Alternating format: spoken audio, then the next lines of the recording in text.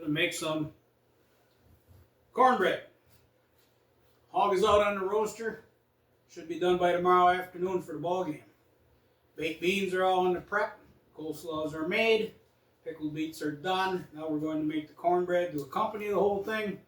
And we're going to be in a good place for chewing tomorrow. You can use any commercial made barbecue sauce or honey mustard sauce with that. When I get into my sauce demonstrations, I will show you how to make those from scratch as well to save money to your family budget. Until then, we're just going to press on. So, start off with 4 eggs.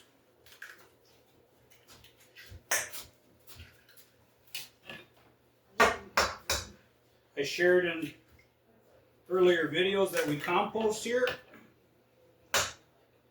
We have our own chickens, so we raise our own eggs. All in a good spot. Give that a whip. We're going to have buttermilk to this. Now the buttermilk, if you don't happen to have any, don't go out and buy it. Because a lot of people just use buttermilk as an ingredient if they don't drink it.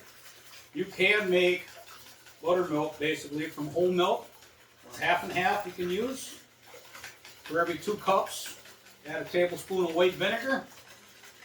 Do that a little bit before you're ready to go. 10 minutes, let it rest, and you got buttermilk for your dish. We're making a quick bread. Okay? Quick bread is a chemical reaction between baking soda and or baking powder mixed with an acid. In this case, it's the buttermilk. Once hydrated and heat is applied, you're going to get lift. Okay? Carbon dioxide will develop and be released. Teaspoon of salt, teaspoon of baking powder, teaspoon of baking soda, and that will be our chemical reaction agent. And the key when you're working with quick breads such as cookies, muffins, scones, biscuits if you would, is you don't want to overmix, okay? You got to understand the flour is like a muscle. Okay, there's protein in there called gluten. Some folks are gluten intolerant. And that gluten, the more you beat it, the more you beat it, the more you beat it, the more you beat it, the tougher it gets. Just like when you're in the gym pressing iron, the more you work out, the stronger you become. Same thing with this. So you want to add this stuff and just bring it together. Okay? To our slurry here, buttermilk, the leavening agents, and the eggs, we're going to add sugar. 1 cup of sugar. These recipes will be provided in a link, so you don't have to be writing this down unless you want to. I always find it's easier to retain information if you write it down as you go. Once the sugar's in, we're going to add melted butter. Now you can melt this in the microwave. You can melt this on your stovetop as I did. Mix that in. And cornbread is basically a muffin process. Okay? You got all your wet ingredients in one pan. Sugar, when it melts, becomes a liquid. And then you're going to add all your dry ingredients to that. So we got 1 cup of all-purpose flour mixed with 1 cup of cake flour. Basically, that makes a pastry flour. And the cake flour adds your tenderness. All-purpose flour adds your structure along with the cornmeal. And now we're going to stir that together. Just until it comes together, just until it's incorporated. And then we're going to put that in a buttered pan. Now, I got a little bit of butter left in my pan. Pastry brush.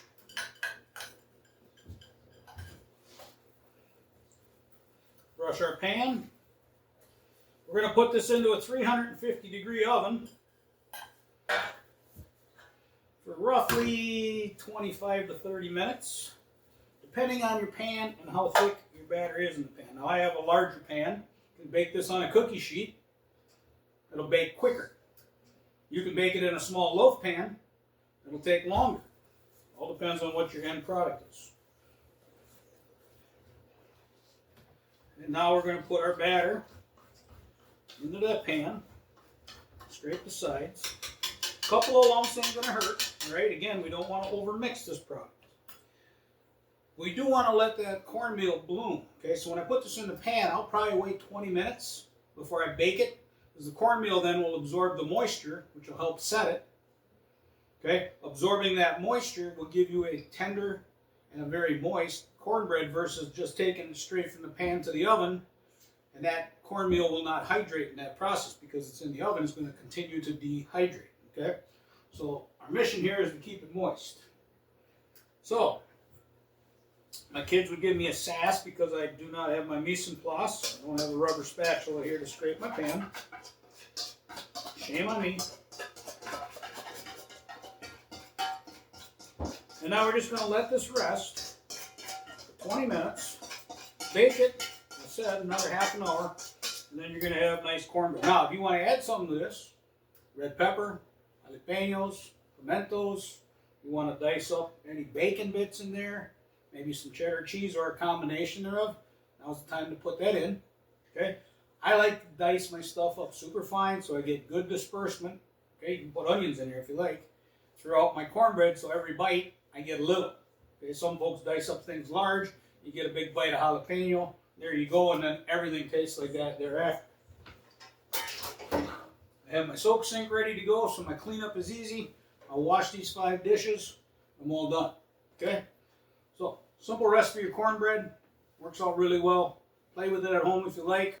And after 30 minutes, we have our finished buttermilk cornbread recipe.